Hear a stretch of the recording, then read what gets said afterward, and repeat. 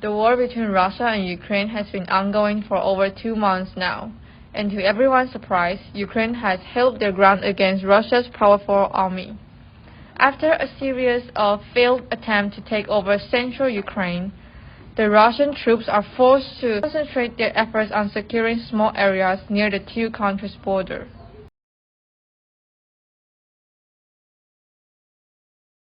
This is not only a territorial war, but also a symbolic war. This is a battle between liberty and oppression.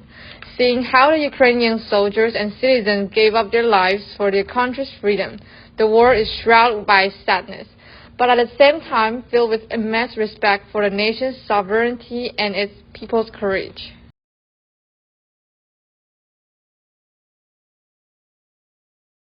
In order to see what Taiwan thinks about this war, we decided to interview a few here with the following questions. Number 1, do you know the war that's happening between Ukraine and Russia? If yes, then what's your personal attitude toward this war? 就是我觉得打仗就是会劳民伤财，所以如果还牵扯到一些制裁，然后还影响到民生，就是人民的生活水平，基本的生活都没办法，就是没办法达到满足的话，其实就是已经是很严重的事情。The Russian invasion of Ukraine has brought sanctions from Western countries and many companies, such as McDonald's, Starbucks, Coca-Cola, etc. They have all suspended their operations in Russia. If you were Russian, do you think it would affect your life? What services do you think are necessary in your life?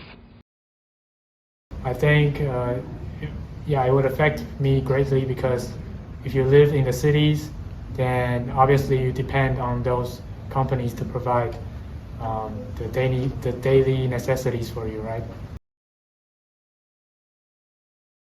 Number 3. Right now, there are many Ukrainian refugees in the world. If you were one of these refugees, what challenges do you think you would have to face? I'll need to face different language, environment, and all those unfamiliar environment without my friends, and maybe even without my family if I lose my parents or my brother or sister in the war. And also, I need to continue my education or my work, and it will be a lot more harder than if I'm not in my hometown. Number 4.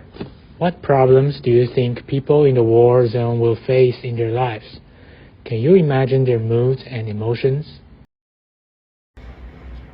Well, it is really hard to feel the moods and emotion of Ukrainian in the peaceful day of Taiwan. But it must be really hard, and in this year, life will be hard for the Ukrainian over there. But I think eventually the peaceful day will come, and they will treasure it and live it on. Number 5. As you learn about this war, do you want to change your lifestyle and try to live every day to the fullest? Is there anything you think you didn't appreciate enough and want to change now? Yeah, I think the war made me realize that, freedom is very precious, and I should definitely take it more seriously and then live every day with more energy and do things more with more intention.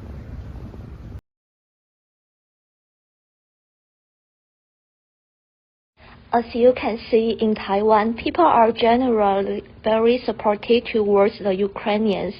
Since Taiwan and Ukraine share similar histories in terms of having to fight for independence, it's not hard for Taiwan to sympathize with the current situation in Ukraine. As Taiwanese, we are taught about the sacrifices that our ancestors made in order for us to enjoy our lives freely. However, many people simply fail to make the connection between their sacrifices and our current freedom. This war served as a reminder of our buried past.